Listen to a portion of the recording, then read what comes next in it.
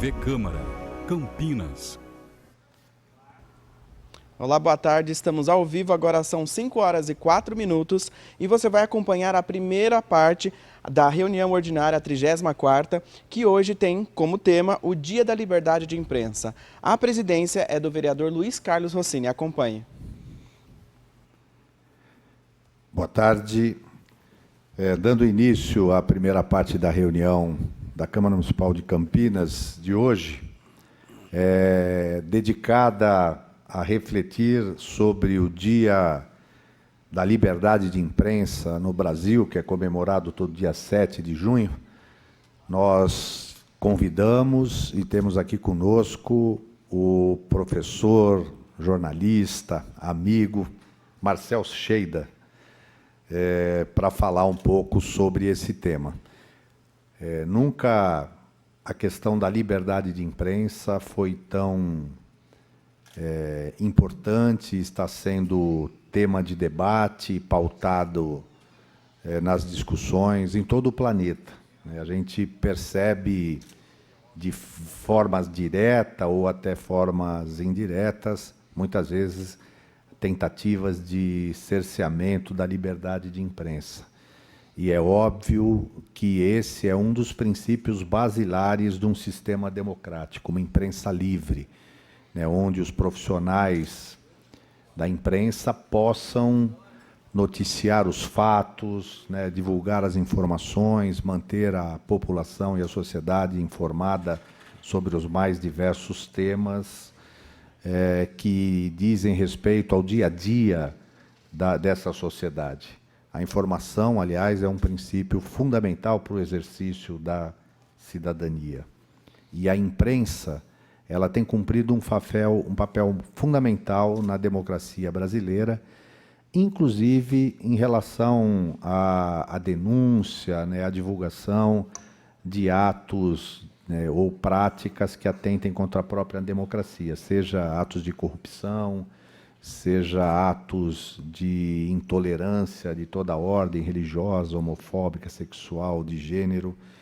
Então, eu acho que refletir sobre esse tema nessa data é importante e é isso que nós queremos fazer na Câmara Municipal no dia de hoje.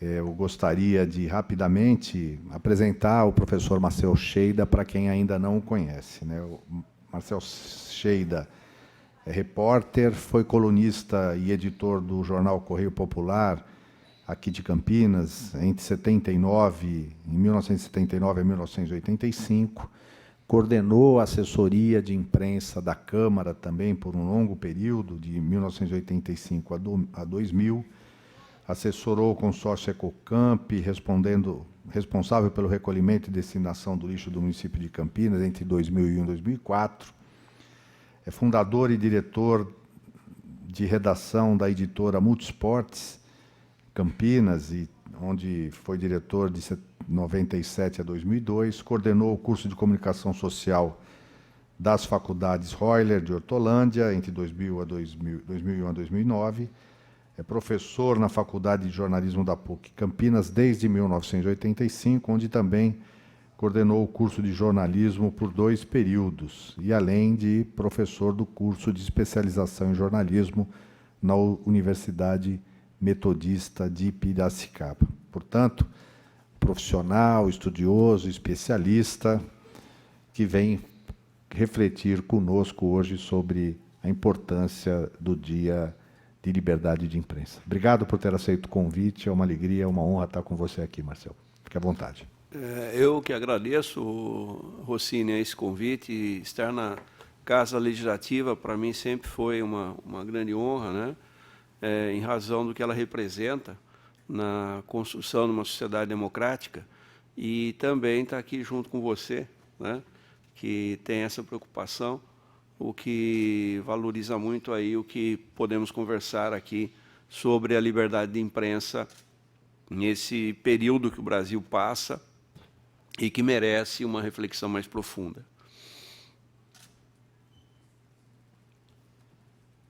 Então, já iniciando nessas boas-vindas, fala um pouco conceitualmente, a evolução, né? Por que uma data, como é que o mundo tem trabalhado esse tema e, especificamente, falar assim, por que é importante garantir a liberdade de imprensa no país? Bom, o Brasil, historicamente,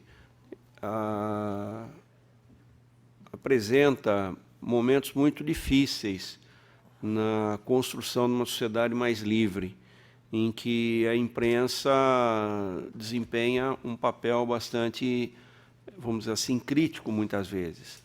Bom, a começar pela própria data, né? Hoje, amanhã, na verdade, né? O dia da liberdade de imprensa, dia 7, depois de amanhã, hoje é dia 5, né? Depois de amanhã, em razão de um assassinato, que foi em 2002, nessa data, 7 de junho, o assassinato do Tim Lopes, que era o produtor da Globo e que foi sequestrado por traficantes no Rio de Janeiro e foi morto, né, de uma forma bastante cruel, teve o corpo incendiado e o Tim Lopes exercia como jornalista um papel de produção e que veio, à época, né, se especializar exatamente num jornalismo investigativo que estava trazendo à luz as tramas, né, do tráfico no Rio de Janeiro. Então, essa data é representativa de um episódio que, de certo modo, se repete no Brasil em muitas ocasiões, né, com atentados contra jornalistas, contra jornais, contra aqueles que vão atrás de informações que não são objetos para o jornalista. Por que existe a liberdade de imprensa como um princípio? Ela existe para que a mídia jornalística cumpra uma obrigação. Ela, apesar de ser discutida como um valor, como um princípio, se projeta como uma obrigação para as organizações jornalísticas e para a imprensa de modo geral. Se a gente usa o termo imprensa de forma a abrigar, né, os diversos tipos de atividades jornalísticas que se pratica, seja em rádio, televisão, seja hoje pela internet, que é a seguinte: qual é a grande finalidade dessa obrigação amparada nesse princípio? É que as informações sejam disseminadas para atender um direito de cidadania. Porque o que a imprensa faz, de modo geral? Ela exerce um papel de mediação. Ela tem a obrigação de buscar conhecer os fatos de interesse da sociedade, colher esses fatos, interpretar esses fatos, analisá-los e disseminá-los para o cidadão poder conhecer melhor o que é a sua realidade. E assim tomar decisões, né, participar da construção do debate político, do debate que diga respeito aos interesses comuns de uma sociedade. Então, a liberdade de imprensa torna-se um valor que se projeta numa obrigação das organizações e dos jornalistas em buscar a informação e interpretar essas informações, analisá-las e dar mais sentido ao que é o cotidiano que é enfrentado por todos nós, né? Então, e é importante aí também, Rossini, a gente separar do que é a liberdade de imprensa do que é a liberdade de expressão, que hoje está muito em voga a defesa e a reclamação do direito à liberdade de expressão.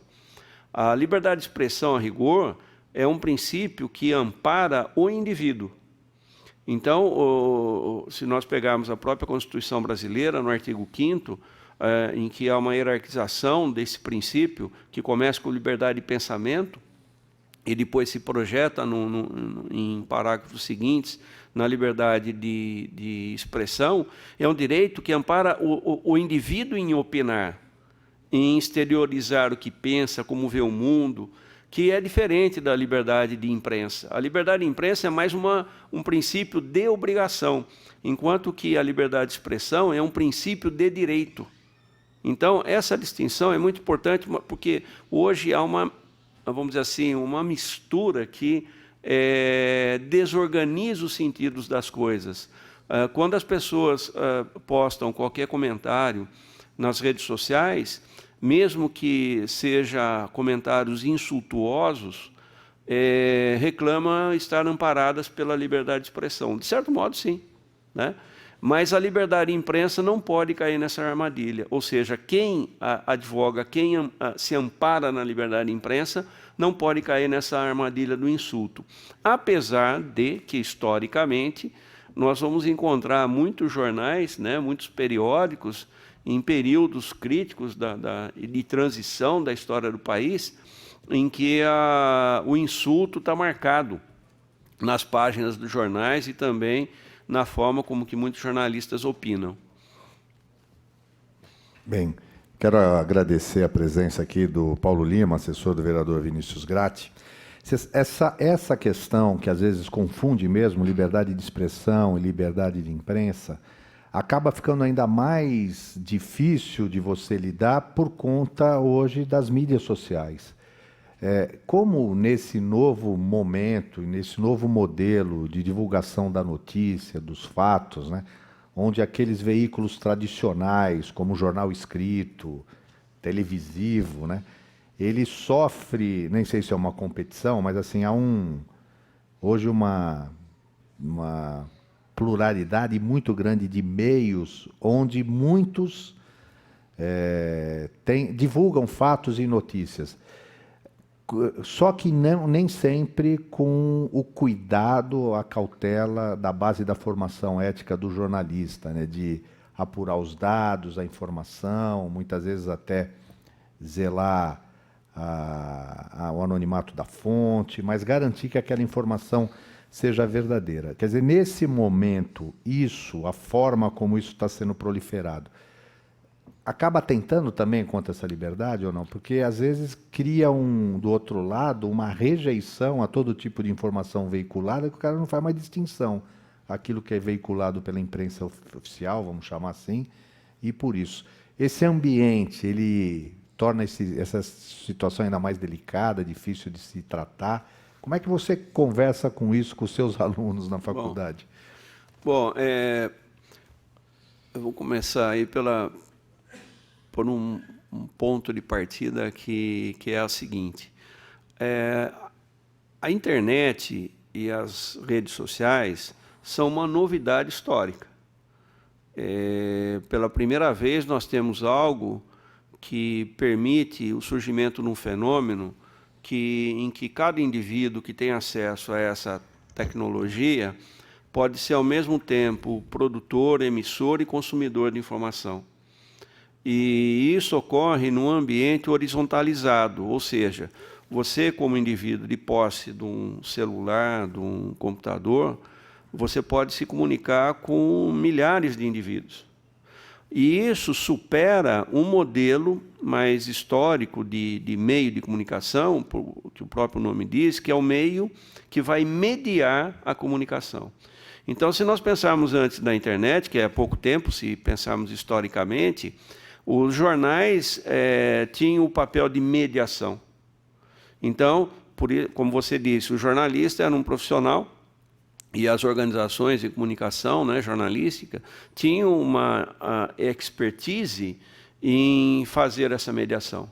Filtrar, dar sentido às coisas. É claro que a gente pode discutir isso numa relação de poder também, mas havia essa mediação. Com a internet, isso desaparece.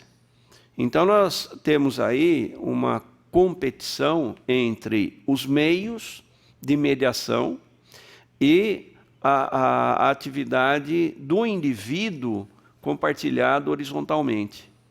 Então, são dois, que é a não mediação. E o que acontece nos últimos tempos? Se nós pensarmos no Brasil, em 2005, quer dizer, há quase 15 anos, havia cerca de 6 milhões de brasileiros com acesso à internet. 2005. Hoje, são mais de 114 milhões de brasileiros com acesso à internet. Então, note que nós temos um aumento assim, exponencial do acesso à internet, ao acesso a esse meio de comunicação, ao mesmo tempo em que o Brasil tem uma queda na leitura de jornais. Se nós pensarmos, por exemplo, no mesmo ano 2005, a soma de todos os jornais impressos de circulação paga no Brasil superava 7,5 milhões de exemplares dia. Hoje está em torno de 5,5 milhões. O que isso aí indica, de certo modo? Atrás desses números tem um panorama, um cenário muito preocupante, que é o baixo índice de leitura do brasileiro. Nós, tradicionalmente, historicamente, somos um povo muito distante do hábito de leitura. E a própria formação escolar, o hábito de leitura, diz respeito à forma como que nós pensamos o mundo.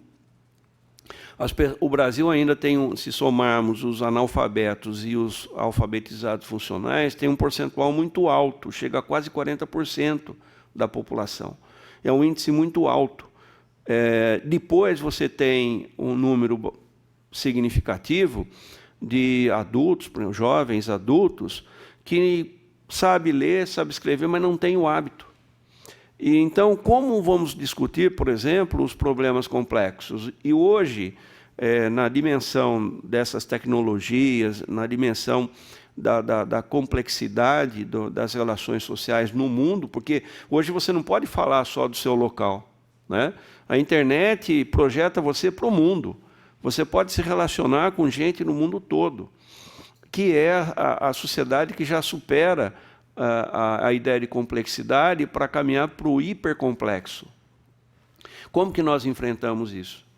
A gente só pode enfrentar isso aí com conhecimento científico, com educação, uma educação rigorosa. Só que o Brasil também passa, nesses últimos tempos, por um problema que, geralmente, um governo tem muita dificuldade de responder, que é o seguinte: se nós pensarmos que, no começo de 1980, o Brasil estava com 100 milhões de habitantes, um pouquinho mais, isso em 1980, né? Hoje, nós estamos com 210 milhões de habitantes. Quer dizer, nós temos aí, em 40 anos, dobrou, mais do que dobrou a população. Agora, que estrutura que o Estado consegue ter e dispor para acompanhar esse aumento da população no campo da educação, por exemplo? De oferecer, né, vagas e escola para todo mundo aí, né, que está nessa sociedade aí. Então, nós temos esses dados que apontam um cenário bastante difícil para encontrarmos respostas que sejam eficientes para inserir boa parcela das crianças, adolescentes e jovens no universo do conhecimento. Não é simplesmente no universo de saber ler uma palavra, mas é tomar a palavra, o ato de ler, como uma característica, uma ferramenta de pensar o mundo. E, de certo modo, as redes sociais hoje são uma tecnologia, como todas as tecnologias, que apresentam contradições, né? Nós já saímos da fase da década de 80, da 70, 80, que é chamada da fase da utopia digital, em que as pessoas achavam que o mundo digital ia resolver todos os nossos problemas, né? Que todo mundo teria acesso ao conhecimento. E hoje a gente está na fase da distopia digital, está mostrando que não é bem assim, né? E, ao mesmo tempo que essa tecnologia é maravilhosa, ela também faz aflorar esse lado mais obscuro do ser humano. Por quê? Porque quando um sujeito está diante de um aparelho celular ou de um computador, ele está, ao mesmo tempo, num ambiente de alta individualidade ou de alta subjetividade. Ele não está num ambiente de uma socialidade, de uma sociabilidade física. Então, como, por exemplo, você pode se encontrar com seus amigos, conversar numa boa. Agora, ali naquele ambiente do celular, ele se vê sozinho e ele cria a percepção de que ele pode exteriorizar aquilo que ele bem entender. E isso se reflete nessa forma insultuosa da opinião, em que ele crê que não vai ter qualquer tipo de, vamos dizer assim, de consequência, né?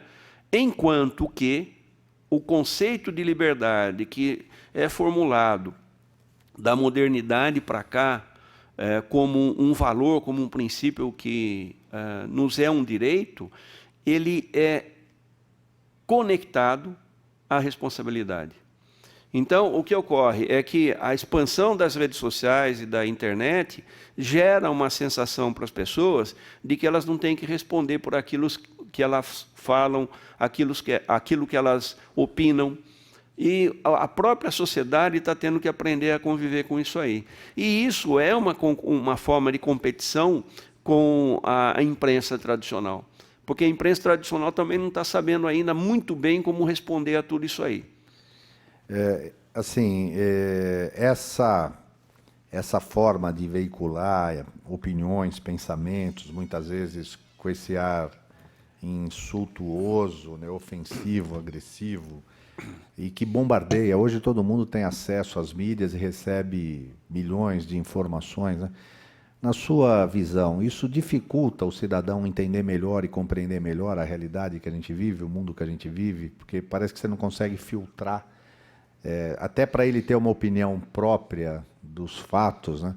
Antes, a imprensa, servindo de mediadora, ela tentava passar com isenção, né, na medida do possível, obviamente, os fatos, muitas vezes até com algum grau de interpretação, mas permitindo que o indivíduo formasse juízo a respeito de uma situação.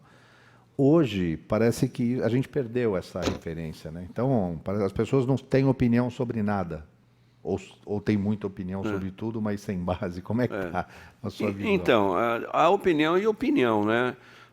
O que historicamente nós temos aí como experiência, Rossini, é que quando surgem novas mídias, se a gente pensar, por exemplo, no século XVI, com a expansão do livro e da imprensa, né, do Gutenberg, ao mesmo tempo surge a Reforma Protestante. E o que vai ocorrer como fenômeno é que tanto católicos como protestantes vão usar a imprensa para um lado insultar o outro. Então, nós vamos encontrar, por exemplo, toda uma iconografia desse período em que os católicos desenhavam os protestantes como diabos e vice-versa. E aquilo se acentuou e criou, se você pensar que as guerras que houve nesse período aí, né, até surgir lá o Tratado de Westfália, acho que 1645, em que se separou a Igreja do Estado, né? Numa tentativa, então, de apaziguar, porque ninguém aguentava mais a guerra provocada por todo esse ambiente, né, de inimigos, de adversários, motivados por suas razões. Se a gente fizer uma projeção, né, de uma forma um pouco concisa da história, em 1822, quando o Brasil vai ter o período da independência, vai haver uma proliferação de periódicos impressos, principalmente no Rio de Janeiro. E qual era a característica central desses periódicos aí, que o Brasil estava descobrindo? Quer dizer, era uma nova mídia que estava se expandindo, se popularizando no Brasil. É um insulto. Tanto que até Dom Pedro I escrevia sob alguns pseudônimos, e ele insultava assim de uma forma muito agressiva os adversários, né? E agora nós estamos vendo o surgimento dessa mídia, que ao mesmo tempo ela encontra-se num ambiente de grande divisão ideológica, doutrinária, de percepção de mundo, né? E, então, se nós pensarmos historicamente, podemos traçar um certo paralelo que essas mídias que surgem nesses ambientes sociais de grande divisão, elas vão ser um registro bastante convincente do que é um insulto, né? E isso, de certo modo, é um problema, porque hoje não é uma questão local, né? Essa divisão não é local. Isso está se planetarizando. Se você considerar as últimas eleições desde o Trump para cá, do presidente dos Estados Unidos, nós vamos ver o uso disseminado das redes sociais, das fake news, para insultar os adversários. Ao mesmo tempo, a mídia tradicional, os jornais, as emissoras de televisão e mesmo o jornalismo praticado na internet não dá conta, muitas vezes, de enfrentar a disseminação desses insultos e, mais grave ainda, das fake news, né? Aliás, o que a gente percebe também, alguns comportamentos que a gente vê nos Estados Unidos, a gente vê reproduzir aqui também. Muitas vezes, os agentes públicos denunciando a imprensa ou os principais órgãos de imprensa, de perseguição, de tendenciosas, de querer e tal, né? Agora, na formação, o jornalista que está entrando nesse mundo profissionalmente, nesse momento, né? Quais os riscos e quais as garantias, né, que eles devem primeiro ter para poder exercer, né, e qual deve ser a conduta do profissional nesse ambiente? E por que, mais uma vez, a gente tem uma data para discutir liberdade de imprensa? Bom, olha, tem uma resposta assim, vamos dizer assim, amarrada sobre isso é difícil, Rossini, porque o que você já deve ter ouvido, né, esse conceito de pós-verdade, né? E o conceito de pós-verdade, resumidamente, significa que cada um cria a sua própria verdade independentemente dos fatos. Então, o que você tem é um ambiente em que se alimenta muito mais a opinião pessoal, subjetiva, do que a factualidade. E o grande avanço que se tem nas sociedades modernas é exatamente entender melhor os fatos, porque os fatos são sociais. A opinião é individual. Então, de certo modo, quando você socialmente entende o fato, é melhor para você estabelecer um diálogo na busca de superação dos fatos que, de certo modo, apresentam deficiências, erros, falhas. Então, ali você encaixa um processo de diálogo. Agora, quando você está num ambiente em que predomina a opinião pessoal, o que você vai gerar, de certo modo, é um ambiente em que as pessoas se fecham, né, nessa própria opinião e passa a não tolerar a opinião do outro. Quando eu vou discutir um fato, necessariamente eu parto do pressuposto de conversar com o outro, de ouvir o outro, quer dizer, um valor importante que é chamado alteridade. No entanto, quando você se foca e se fecha na sua opinião, você tem apenas identidade, você procura construir para si a sua identidade e fecha o canal de conversa com o outro. Tanto que um fenômeno interessante que ocorreu aí nas últimas eleições no Brasil foi a exteriorização de um tipo de comportamento em que as redes sociais, as famílias, começaram a registrar a seguinte situação, que filho estava brigando com a mãe, mãe com o irmão, tio com primo, tio com tio, primo com primo, por causa da eleição. Então, por causa das redes sociais, eles estavam rompendo relacionamento. Então, olha só como que, aí voltamos, né, a um conceito de um estudioso, Marshall McLuhan, né, que dizia que o meio é a mensagem, ou seja, a rede social e o celular na mão condicionam a pessoa a achar que o mundo é ela, e não que ela faz parte do mundo, mas que o mundo é essa pessoa. Então, ocorre aí um bloqueio da conversação, e a pessoa se fecha na própria opinião. Esse fenômeno está disseminado de uma forma bastante difícil de você lidar. E por quê? Como que eu vou convencer, por exemplo, hoje você tem muita gente aí que acredita que a Terra é plana, né? À medida em que a pessoa crê, por mais que você faça reportagens, evidencie, prova, demonstre, a pessoa vai ficar fechada na sua própria opinião que a Terra é plana, né?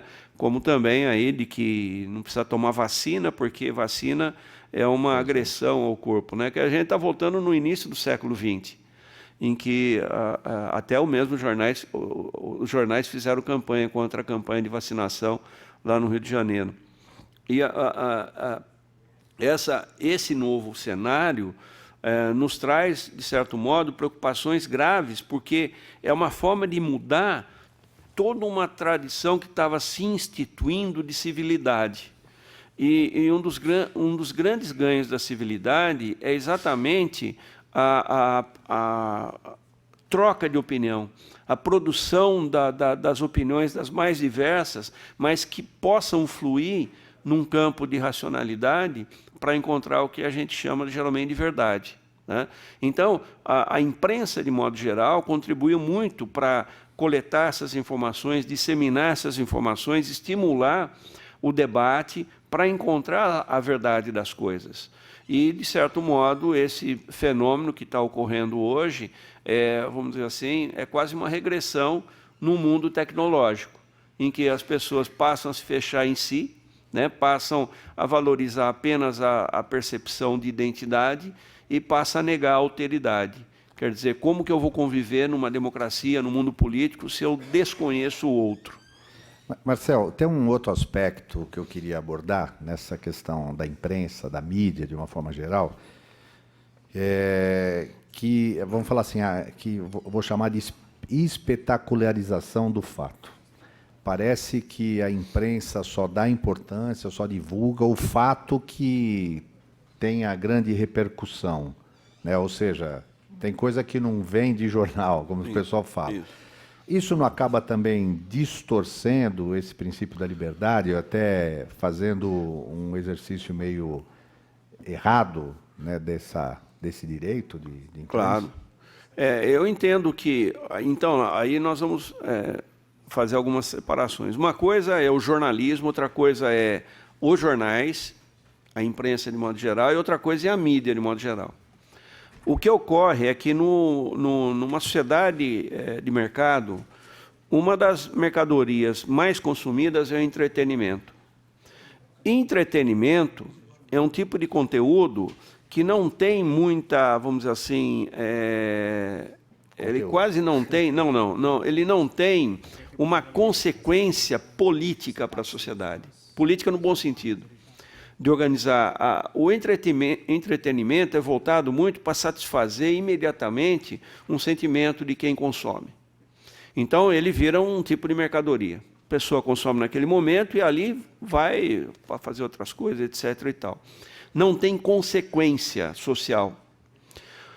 Outra coisa é que o entretenimento, numa sociedade como a brasileira, que é uma sociedade ainda de baixo consumo do conhecimento científico, ele responde muito pelo consumo. Então, a maioria das pessoas, se a gente pegar esse dado aí, né, que nas redes sociais, que o Brasil em 2005 tinha 6 milhões de brasileiros com acesso à internet, hoje tem mais de 114 milhões, essas pessoas que passaram a participar da internet estão consumindo o quê? Não estão consumindo informação noticiosa, estão consumindo informação de entretenimento. E isso dentro de um contexto de sobrevivência econômica das empresas. O que dentro de uma lógica capitalista, a empresa vai investir naquilo que ela pode lucrar mais. O entretenimento é lucrativo. Agora, o conhecimento científico não é lucrativo comparando um com o outro. Não é. Se você pegar aqui hoje, por exemplo, você tem um consumo baixo de literatura científica no Brasil, em todos os aspectos, seja ela o livro físico, seja ela um e-book, o livro digital. O que nós vamos encontrar aí é um problema grave.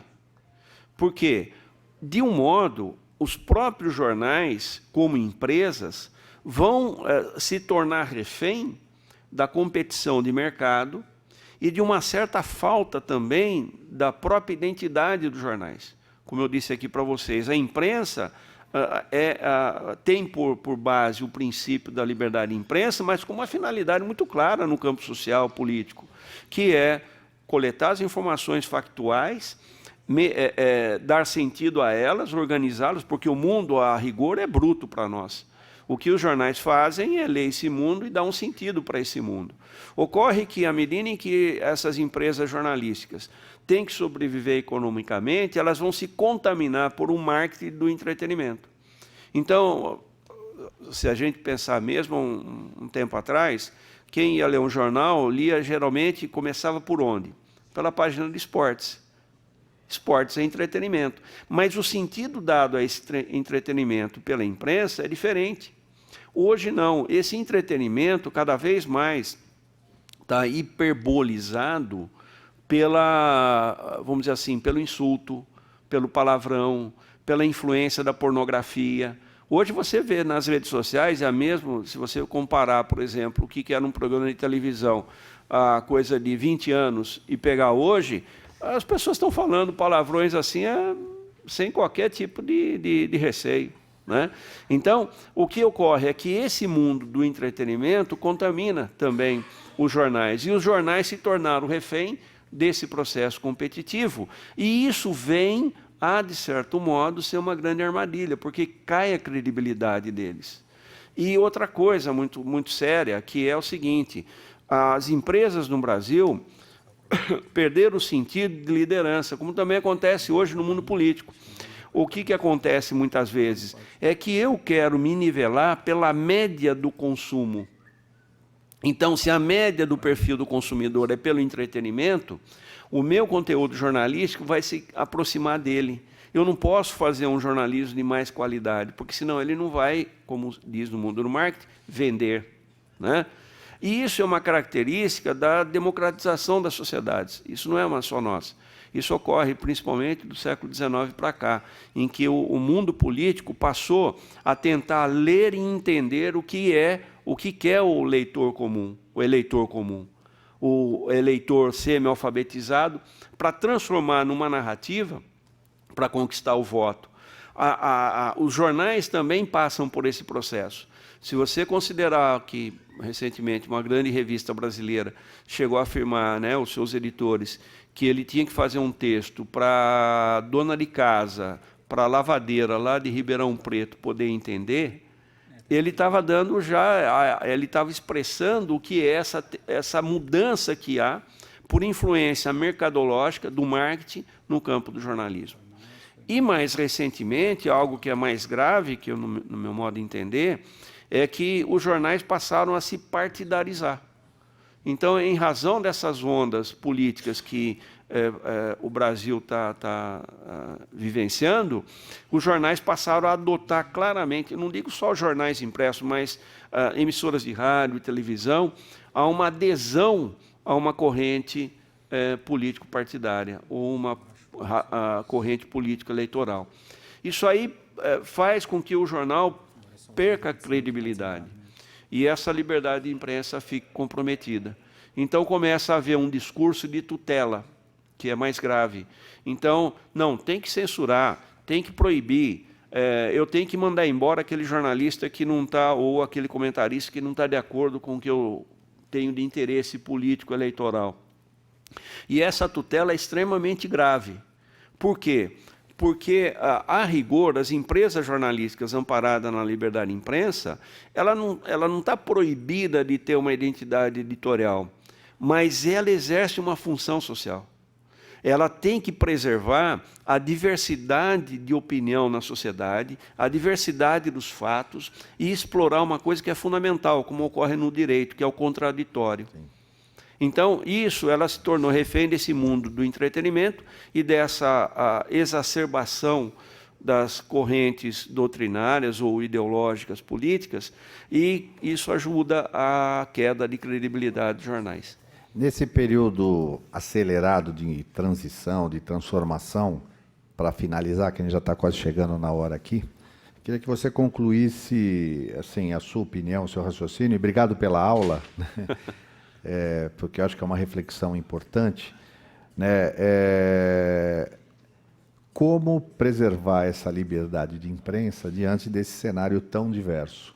Ou seja, sem ter o controle de todas as mídias, que não é o papel, né? Porque alguns querem controlar a imprensa, né? Informação, que seria até censura, né? Como tentar fazer essa mediação nesse universo quase que você não consegue nem monitorar quem emite e recebe opinião, né? Isso está sendo discutido dentro da academia? Tem uma proposta assim que está sendo trabalhada para manter credibilidade e liberdade de imprensa como um princípio democrático? Olha, a academia discute muito. Eu recentemente estive num congresso, no encontro, e um dos pontos centrais foi a discussão entre educação e jornalismo, né? Ocorre que a academia hoje não tem muito eco no Brasil, como eu disse aqui para vocês. A maioria do brasileiro ainda é herdeiro de uma visão mística de mundo, né? A religiosidade está muito profunda no brasileiro. E a ciência é uma novidade para o brasileiro. Por exemplo, algo que é muito simples.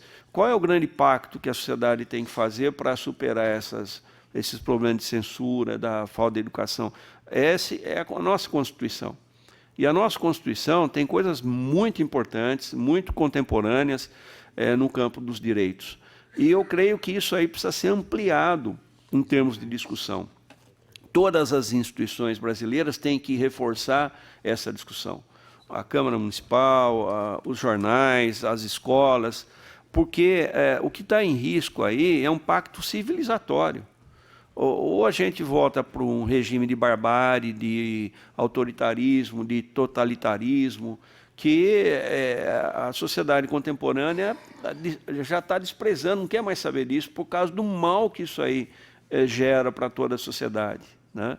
Então, eu creio que a academia discute, ela tem, eu participo de momentos como esses, né, de discussão, só que daí você enfrenta essa onda de fake news aí de que na universidade brasileira só se fuma maconha, só tem aquelas coisas lá de... O que é em verdade, o que não é uma... O que existe hoje, no entanto, é uma narrativa que eu chamo de narrativa da leviandade. A pessoa pega, às vezes, um elemento pontual, trabalha aquele elemento numa narrativa, cria uma situação e depois dissemina pela internet. Então, atinge milhares de pessoas que passam a acreditar, como ela está no mundo da identidade, da opinião pessoal, com aquela informação, ela já pega aquela informação e já toma como verdade, né? Então, não é mais a verdade dos fatos que geram conhecimento, né? Agora é a verdade da opinião, né? É esse mundo aí da pós-verdade que nós estamos vivendo e que é muito difícil de enfrentar. Bem, nós já temos que encerrar, já para daqui a pouco começar a reunião ordinária da Câmara, mas eu quero agradecer a presença aqui do professor e jornalista Marcel Cheida, que veio bater um papo conosco, refletir sobre o Dia de Liberdade da Imprensa, que é comemorado todo 7 de junho. Né? E ele disse aqui que essa data, simbolicamente, por conta do assassinato do jornalista Tim Lopes, que era um jornalista investigativo, né, cobrindo e investigando lá os meandros do tráfico do Rio de Janeiro, acabou sendo uma vítima, né, que isso simbolicamente é uma tentativa, ou melhor, é uma ameaça à liberdade de imprensa. Então, dia 7 de junho é comemorado isso, e o Marcel hoje trouxe várias informações para que a gente possa refletir sobre esse momento da vida brasileira e da importância de manter a liberdade de imprensa como instrumento de garantia da nossa democracia. Obrigado, Marcel. Eu que agradeço, hein? E fique que nós vamos trazer você novamente aqui. Tá bom? Obrigado. E um abraço nos seus alunos lá. Um abraço, está encerrada essa primeira parte da sessão de hoje. Obrigado. Você pegou senha? E logo mais, às 18 horas, tem a 34ª reunião ordinária. Fique com a nossa programação. Você também está ficando bem. Olha, nós estamos falando agora. Careca, brincadeira. TV Câmara, Campinas. Bom aí, cara. Tranquilo aí? Um negócio interessante ali. Bom, você. A nova maneira de controlar a mídia hoje, as novas formas de censura, na verdade.